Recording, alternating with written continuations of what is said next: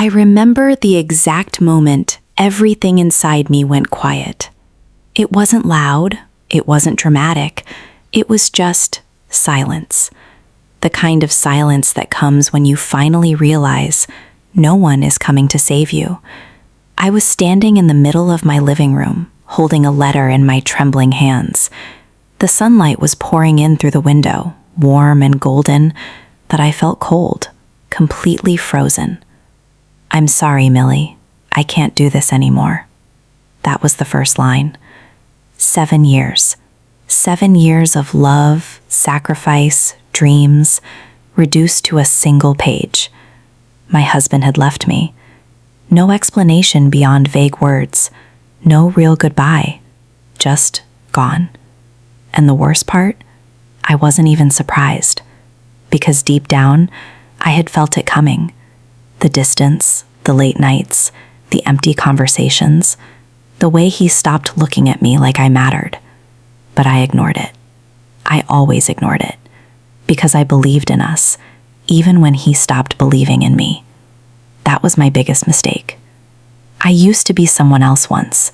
Someone confident, someone who dreamed big. I had goals, passions, plans for a future that felt bright and exciting. But somewhere along the way, I shrank myself. For him, for the marriage, for the idea of love. I convinced myself that supporting him meant forgetting myself, that being strong meant staying quiet. And slowly, I disappeared. Until one day I looked in the mirror and didn't recognize the woman staring back at me. But what I didn't know that day, as I stood there holding that letter, was that this wasn't the end of my story. It was the beginning. Because the same world that watched me fall apart was about to watch me rise in a way no one expected. Not even me. The days after he left felt like walking through fog. Everything was heavy, slow, unclear. I kept replaying memories in my mind, trying to find the exact moment things broke. But all I found were small cracks I had ignored for years. The way he dismissed my ideas. "You're overthinking, Millie." The way he laughed when I talked about starting my own business. "Let's be realistic." The way he slowly made me feel smaller. And I let him, because I thought love meant patience, understanding, compromise. But I didn't realize I was the only one compromising. Then came the truth I wasn't ready for. It wasn't just that he left. He had already moved on. I found out through someone else, not even from him. A picture, a smile I hadn't seen in years, but not meant for me. It shattered something inside me. Not just my heart, but my dignity. I remember sitting on the floor that night, tears falling silently. Was I ever enough? I whispered to myself. But the silence didn't answer. Days turned into weeks, and slowly the pain began to change. It didn't disappear. It transformed into something stronger. Anger? Maybe, but not the kind that destroys you. The kind that wakes you up. One morning, I looked at myself again. Really looked. Tired eyes, fragile smile. But somewhere, deep inside, there was still a spark. A voice I hadn't heard in years. "You deserve better." That was the first time I believed it. I started small. I picked up old notebooks, ideas I once had, dreams I had buried. I signed up for courses, learned new skills, made mistakes. So many mistakes. People doubted me. "You're starting too late. Are you sure you can do this alone?" Even my own family wasn't fully convinced. But something inside me had changed. I wasn't trying to prove them wrong anymore. I was trying to prove myself right. There were nights I cried myself to sleep, moments I wanted to quit, But every time I thought about going back, I remembered that letter and how small it made me feel. I refused to ever feel that way again. Months passed. Slowly, things began to shift. My ideas turned into plans. Plans turned into action. And one day, action turned into success. It wasn't overnight. It was messy, hard, uncertain. But it was mine. For the first time in years, I felt alive. Not because someone chose me, but because I chose myself. The day he came back, I almost didn't recognize him. Not because he had changed, but because I had.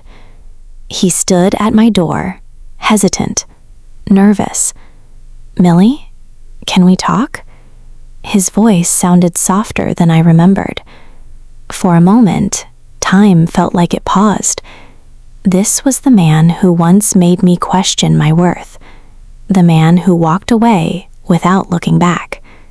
And now, he was here, looking at me like I was someone he didn't understand anymore. I let him in, not because I needed closure, but because I already had it. We sat across from each other. Silence filled the room again, but this time, it felt different. "I made a mistake," he said quietly. "I didn't realize what I lost." I listened. Calm, steady, unshaken. Months ago, those words would have broken me. But now, they meant nothing, because I had already rebuilt everything he broke. "I see you've done well," he added, glancing around. There was something in his eyes. Regret. Not for losing me, but for losing the version of me he thought would always stay. I smiled gently. "Yes, I have." He leaned forward. "Maybe we can try again?" And there it was. The moment that once would have defined me. But now, it only confirmed how far I had come. I shook my head. Not with anger, not with pain, but with peace. "No," I said softly. "We can't." He looked surprised. "Why?" I paused for a moment. Then I answered honestly. "Because I finally found myself, and I'm not willing to lose her again." The silence that followed wasn't heavy. It was freeing. He left shortly after. And this time, I didn't feel empty. I felt complete. Because revenge isn't always about hurting someone back. Sometimes, it's about becoming so strong, so fulfilled, that their absence no longer matters. I didn't win by proving him wrong. I won by choosing myself, by rebuilding everything I thought I lost, by realizing that the love I was chasing was always meant to come from within. And if there's one thing I've learned through all of this, it's this. When no one believes in you, believe in yourself anyway.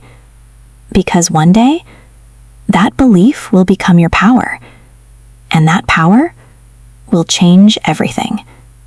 Thank you for listening to my story.